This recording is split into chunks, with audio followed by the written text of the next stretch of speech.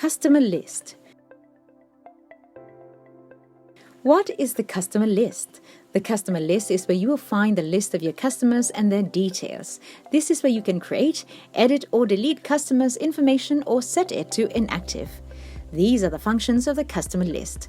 Go to Customer module in the sidebar menu and select Customer list.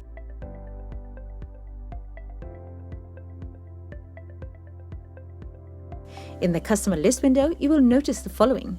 First, search bar, if you wish to search for the specific customer. Second, advanced filter, if you wish to display customer information by group or by customer's common information.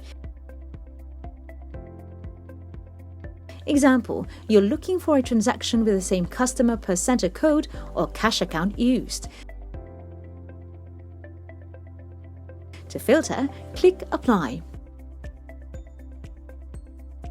Third, the drop-down arrow beside the advanced filter. This is used to export the list you filtered. The exported data will be in an Excel file format. Fourth, Gear button.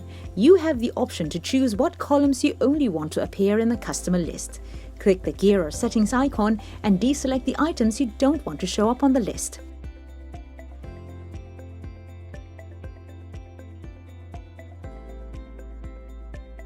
Fifth, Show Ledger.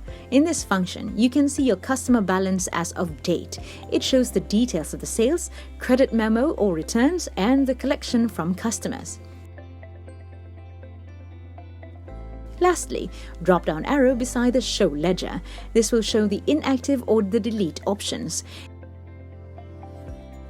If the customer has no active or future transactions, click Set to Inactive. By doing this, you can no longer select the customer in recording your transactions, but you can still access their records in the reports.